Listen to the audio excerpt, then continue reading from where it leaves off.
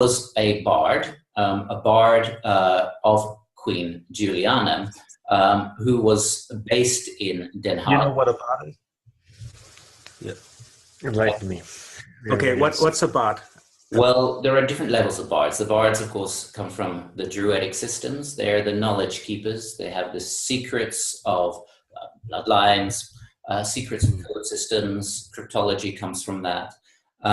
In this particular case, the Peveril family claim 12 to 33,000 years of multi-generational bardship, and claim to know the language computer.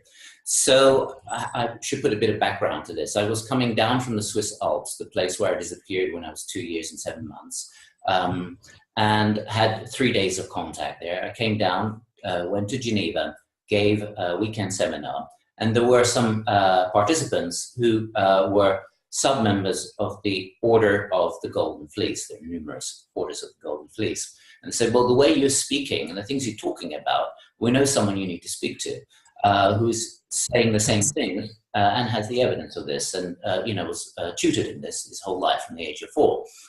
He's called Geoffrey Pinder, and he's knighted. So, but we have to first give your name, your details, and he has to speak to you. And so he got my details. He has a language computer. I can go into some detail into the language computer. The language computer is based on the way the return valve, that syntax is made according to the speed of light around the planet in a grid system. But I'm getting ahead of myself. He agreed to meet with me. He put me in the computer, it all worked out. And so I was one of the first people outside of the secret societies that he spoke to on this material. And he, over the years, showed me extraordinary things. The foundation of their understanding is that there is a fast and light universe where everything has already happened. Then there is a contraption. There's a series of computer-like systems that traps the superluminal into a valve. They often call it the cat flap. That valve is a non-return valve. It's like when electrons have to release energy as they change their orbits, they have to capture a fast and light photon into the atom and release it. And that's what they control. These computers. That's epic. That just completely explains the boson phenomenon of how when bosons form, photons come out. Right, exactly. Yeah. So everything that happens here is then an echo of what's already happened, but it's modulated through these computers. That's what they believe. So he showed me basically how the cartography of the whole planet is laid out artificially according to this computer system. So you have the place names and the cartographical shapes of continents mirrored by pi again and again and again. So the shape of the map of England you'll find by nearby Lake Geneva on a smaller scale, linked by pi and isosceles triangles, and the place names also mirror. I don't know if this share is on, if you can see the images here. We can see it, it works. Yeah. Okay, so the first slide here is basically some of the material that remain that I still have, because Pinder died in 2006, and our go-between was asked to return all of the stacks of material she had. But luckily I have this. And this includes letters to the Buckingham Palace. And this particular letter shows how the coding works. They make some small mistakes. The date is the 22nd of February, and the code of Pinder is 222. So 22 of the 2nd, 222. On the 22nd position, you have 2, and from the beginning and from the back, you also have 2. So you have this 222 connotation. Through some grammatical errors, he extracted a game board from this. The game board is, I have a remnant of a picture here. It's not very high quality, but it's what remains. It's over the whole planet. There is this lineup of degrees and place names.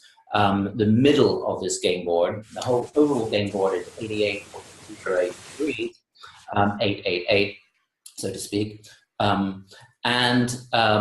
Then in the middle you have 8 coast, so it's a phonetic 8.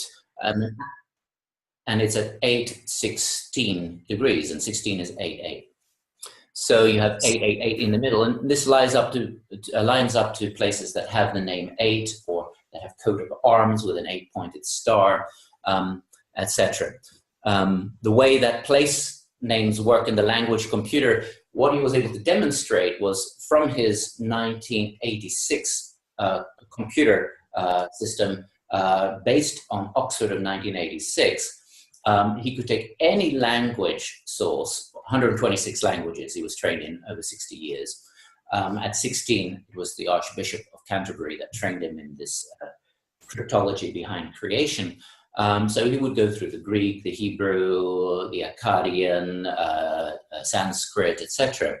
And putting the word into the computer, you get a word string, and you put that onto a piece of paper, and you can fold the key words as they refer to each other like a Mobius, and then the words will line up perfectly. The words that line up perfectly you put into anagrams, and then you put that on a fold of paper and they overlay. The implication of this system is that all languages, whether ancient or current, are arranged in a system meant for the Oxford Dictionary of 1986. That's quite profound. Here is a picture of... Wow. That's wild. Yeah. So this is Sir Geoffrey Pinder before I met him, when he was in Den Haag, creating the International Intermediary Company. Is my mouse pointer showing? Yeah. Yes, okay, good. This gentleman here. He would also show that, let's see, he would show in the works of Shakespeare or Cicero, where you have the errors, here we go, J.P. Pinder, Geoffrey Peveril Pinder, in relation to the picture. So he would show how the error in Shakespeare, the erroneous volumes, which are available in some very specific libraries in England and only open at certain times, sometimes once in 10 years, holds the code. Part of it is, of course, that the creators of Shakespeare, which includes Sir Francis Bacon, upgraded the English language. He was trained by Dr. John Dee, who was the special cryptologist for Queen Elizabeth, but then was sent to France, to Paris, to Le Pléiade group of philosophers, where they decided to upgrade the language to create cognition, more awareness, part of the Renaissance. So Sir Francis Bacon came back to England and introduced 10,000 new words to the English language and restructured the English language based on the Satapatha Brahmana.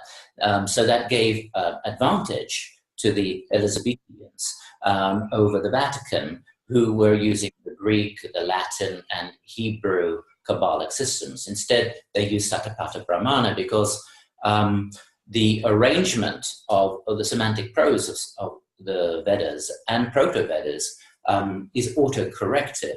This has been absolutely demonstrated in 1985 when there was a NASA AIM study on ancient languages, and Sanskrit was found to have a neurosemantic network, to have triality in it. In fact, it was so impressive as an AI system foundation that it became the foundation of all artificial intelligence. There had been nothing that far advanced. So that was introduced through the Satapatha Brahmana semantic prose code into the British language. And Sir Francis Bacon is one of the Shakespearean co-conspirators shaking the spear. And it was through Shakespeare that this language would be acted out and people would be saturated with it and would start to bring out these terms which make one cognitive. It makes one more auto-aware and able to give expression to the spirit and to the soul, which was more difficult before. And so that was part of the Renaissance. But that's one part of Shakespeare. The other part is what is put through the heads of those who constructed. Because in the Pinder map, I have various forms here. This was the African part. This is how isosceles triangles link through pi. You've got, by Lake Geneva, the other side of Cern, which means Orion, you have the churches constructing Taurus, the bull, headed by... Cern means Orion? Cern Abbas in England. Cern Abbas is the great giant of Orion. It's an old term for Orion. And so Cern is really in the position at the Dolphin Lake, Lake Leman, of Orion above. And opposite it is the Taurus, the bull, which is made out of many churches, all of which have names of bull or have the bull in their coat of arms. And then there is the city bull. It's called Bull. And you have the Pleiades, which is nearby Vevey, Le Pléiade. Le Pléiade has a unique geological structure, which is called the Fleece, Le Fleece. This unique geological structure of Le Pléiade, you can take in grid lines and see it's the shape of the British Isles. The way that it is transposed onto the British Isles is done through the global game board with its associated isosceles triangles. This is the precession clock that goes over Lake Leman, Lake Geneva. This is Vevey, Le Pléiade is here. So there is an exact time and space orientation to the British Isles of how it is transposed. What is interesting is that on Le Fleece, next to Le Pléiade, you have the Nestlé administrative headquarters by Vevey. When you look at the English transposition of that geological feature, you have a Nestlé factory in England, and all the different names line up. The various geological features of Lake Geneva have their equivalents in England, but also all over the planet. So you have a very interesting cartographical phenomena taking place. Here's the Fleece, not the best quality. We'll have to enhance this, and how it transposes onto the British Isles. He showed me the whole planet like this. The whole planet is mirrored again and again and again. Whole libraries filled of these cartographical mirrors. So this is a secret map of Europe showing how the star maps are put onto the different areas of France and Germany, etc. And what's interesting is that they line up exactly with myths in the local area. Again, the coat of arms will have the names of those constellations. They align perfectly. For instance, at Orange, because the orange clock, which is called Clockwork Orange, is the Old Paris clock. Paris means Orion, is the god of Orion in the Trojans.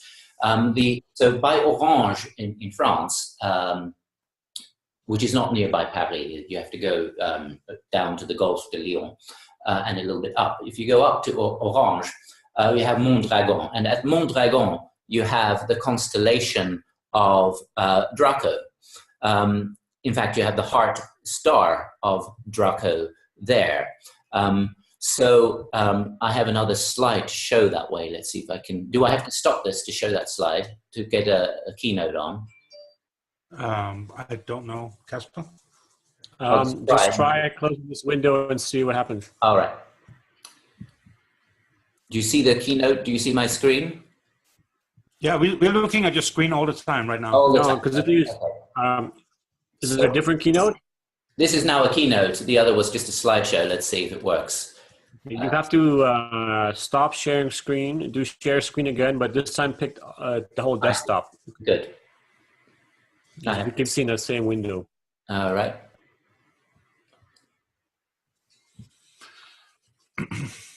How everything is connected, everything is linked. It's just like we're just living in a giant computer program that's just everything is represented in everything.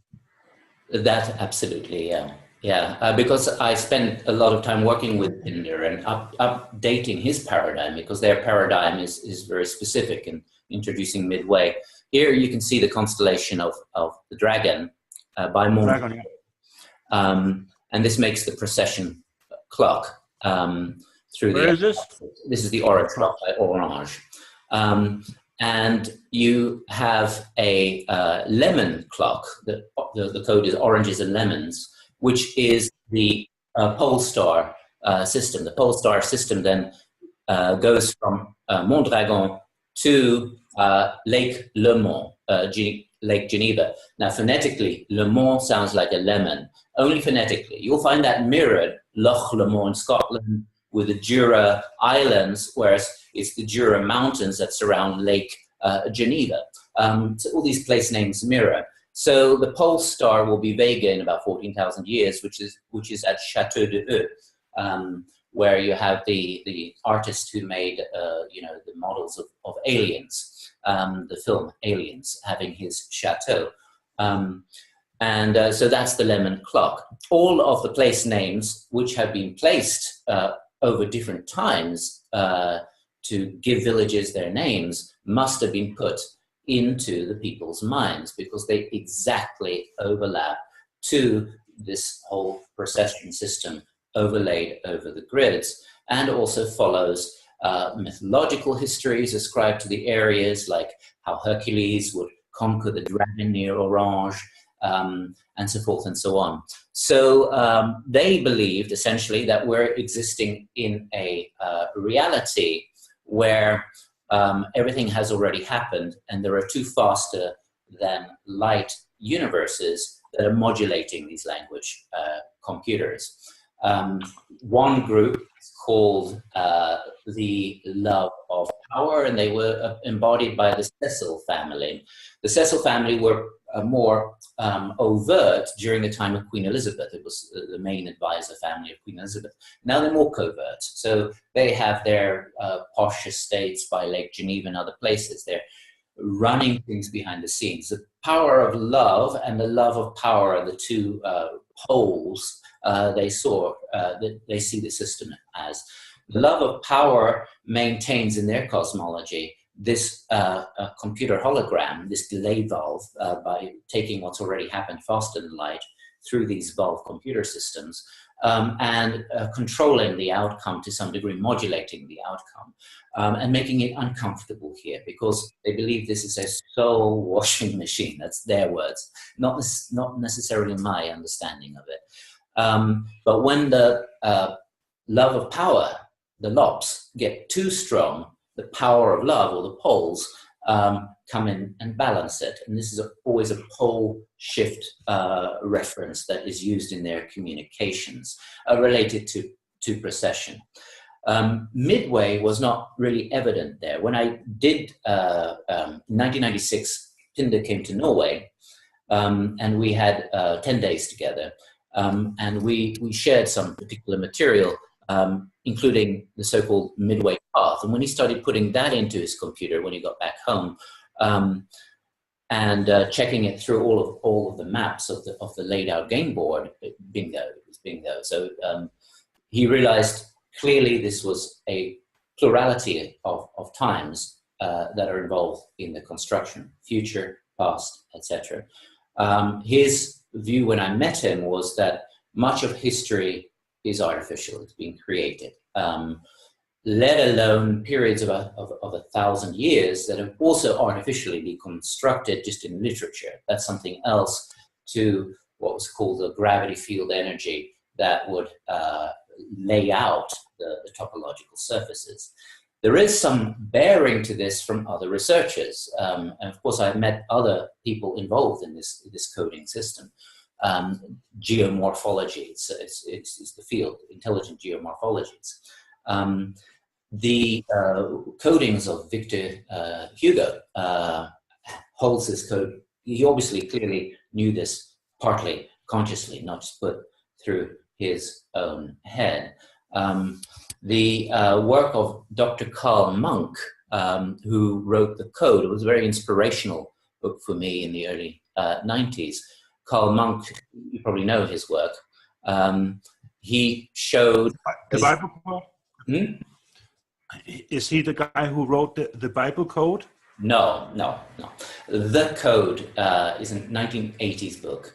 What he shows is that Giza is taken as Greenwich Zero. And then he takes any temple like Chichen Itza, the pyramid of Kukulkan, and he adds together the numbers of stairs on each side, the levels, and what's at the cap. And when you multiply those, you have the minutes of arc seconds distance to the Great Pyramid. Now, he did the same with Stela 76 in the Yucatan, this very steep pyramid. The same code can be applied. Unify this number of stairs to the sides and multiply, you get the minutes of arc distance. Same with Stonehenge, same with the Angkor complex. With all the ancient Easter Island, all the ancient sacred sites. But the problem with that is that, yes, they all have a reference to Giza being zero. And yes, you put all tectonic plates together and Giza is in the middle. And Giza is originally having white casing stones, which was made out of calcium carbonate, bones, which look like pyramids. So it's like trillions of micro pyramids originally on it. And yes, you can take the capstone of the Great Pyramid. It's 1/56th of the Great Pyramid. 1/56th the Great Pyramid is 1/56th of the Giza plateau, which is 1/56th of the Nile Delta, which is 1/56th of the Nile, which is 1/56th of Africa. Africa is 1/56th of planet Earth. You have these interesting things. But that all of these ancient temple architectures spanning thousands of years, some of them are very recent, like the Machu Picchu, etc. And some are very, very ancient. All have the same readout to a zero Greenwich meridian, which is Giza, indicates that this is artificial. This is all a computer readout from the universe. And since one finds this in the Pinder code work, one finds it in the books, in the literature. I have a friend working on the Victor Hugo work. He's a geomorphologist and is finding extraordinary things there. Absolutely extraordinary. At one point, it's going to be published in as much of an academic way as possible. Other findings are emerging, inspired on the Pinder work. The Pinder idea then is, this is all artificial. I saw it when I was 22. I already had that cosmology. I had my experience. But then to have the rationale, seeing the empirical evidence of all of the maps, physical maps, laid out and linked to each other, a whole room laying out the planet, and all with the same geological, topological features, mirroring each other, having the same place names, having the same precession cycles. That is extraordinary.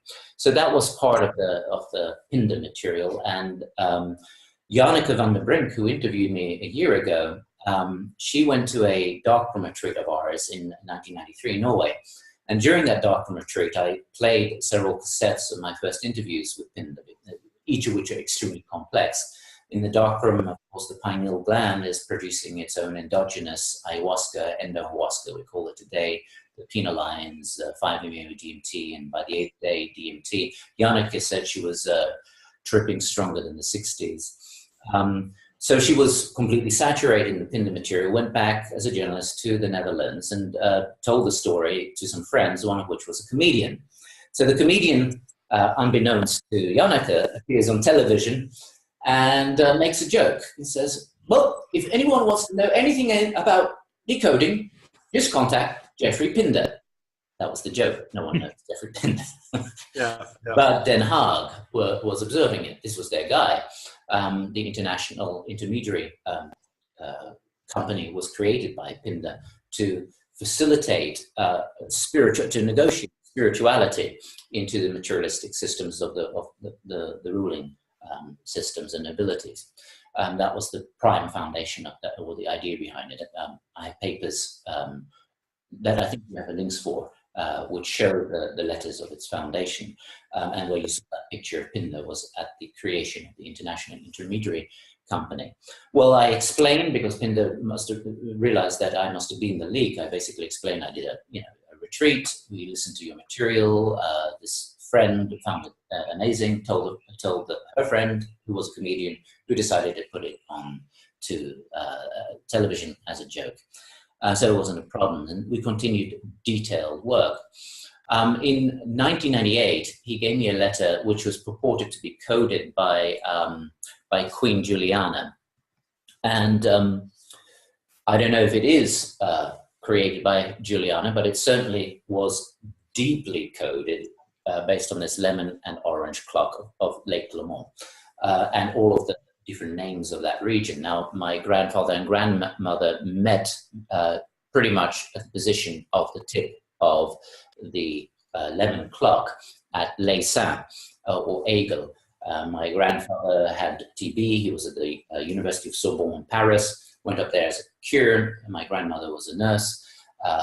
And they met that way. He would breathe the fresh air in the snow. Suddenly a golden light came over him in the early 20s, and he found himself making a sculptured head, which is what led him to becoming a sculptor. Not far away from there is where I disappeared by Sion, in the mountains above Sion, into the golden sphere when I was 2 years and 7 months, and had further contacts in 86 and 92. And we did a dialogues with the cosmos a couple of years ago, where we had results as well, really good results, very interesting. I could creep up really close and capture it on film for the first time. This letter of purportedly by Queen Juliana was very well coded. I've been trained in this coding system, I think, as I mentioned in the previous interview. In 1986, I went to the high Alps above Sion, and we stayed at a family chalet there by Feu Pecla under the glacier. And I was with my mother and her husband at the time, Geoff Sedgwick, and the UFOs, of course, came, as we were quite familiar with. One of the UFOs pulsed a golden beam into my left eye and my mother's right eye. And then during the night, I continued to work with them. They would come out of Le Piquet, the pyramid mountain, and fly around, interact with me, and then told me to go into ET, virtual reality, extratemporal virtual reality, where you get a beam, you get a somatic fusion, and then you're traveling. And where I traveled was into the Dent Blanche glacier, where there was an underground city. That's how I experienced it. From that, there was a dome translation to Ganymede, where I went into a sublunar base, which was really an omnijective space, a transliteral space. Whatever you are represented in the ETVR, the virtual yet somatic representation, the kind of like an augmented reality, I suppose, just real time. And genuine to the soul and spirit. As one steps into those translinguistic rooms, all of one's psyche, all of one's soul is part of that room, all of one's characteristics, all of one's life. And another being walks into that room, they are represented in that room, even if they're coming from octaves unimaginable to our present experience. They will be axiomatically translated, and also all of their soul and psyche will be part of that room. So it's a kind of omnijective reality. And there I meet myself, and meet myself in as the experience of a self that travels all these different modulations. That is beyond any particular node or incarnation. That was my experience of it at the time. That's how I experienced it. Now I have different interpretations of what that really is, the whole UFO thing. It's physical, there's reality engineering going on, there's psychological, there is remote viewing, there is ETVR, these different contacts that take place. I believe all of that is part of a graphic interface of something that is hyper-terrestrial, that is these hyper-civilizations and super-civilizations. But I stepped into myself and I got the coding. So that was in 1986. I got my first understanding of how you take capital letters, take their place values, break them 1 to 9, how you reference capital letters or half of a word to the value of that half of a word in further characters, many things like that. And this is how Pinder also turned out to be working. And I got very particular instructions of that in my 20s. with the UFO intelligences, and wrote whole discoveries on that, which at some point has to be published. So when I got the letter of alleged from Juliana, I applied all this, and I was online at that point. A few years later, that would stop, but online with the UFO intelligences. And in 3 days, I decoded it. So I sent that in the mail to Pinder from Norway, and then flew to Switzerland, gave a 5-day seminar, and popped by Vive and visited Pinder. And he then gave me a thick envelope, his chores and labor. He said, well, what you've decoded, it took me months to do because I had to follow the language computer and the return valve, which is a linear system. So he spent... It's not fair.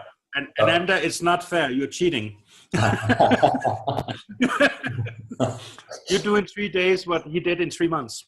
Yeah, because we used a kind of spherical holography. We didn't use the linear readouts, but nevertheless, it was the same logic. The spherical system exactly followed the linear system. So I've got some of the charts of that, and like Ananda's plot 3 and so forth.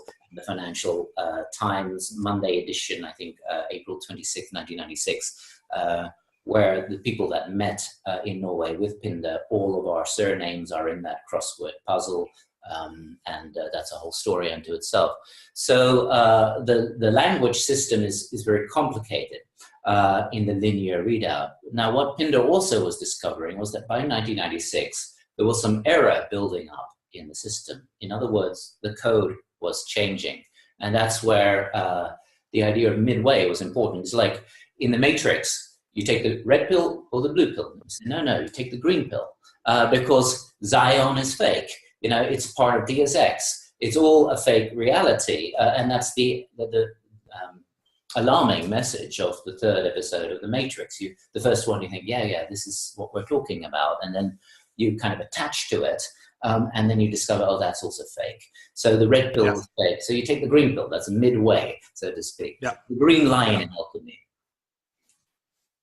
Yeah, I was always upset about the fact that the Matrix continued after number 1. I think it was kind of game over. After number 1, it was game over. The fact that he started playing around in the other worlds was a mistake. Absolutely. Yeah. I'm going to share now another slide.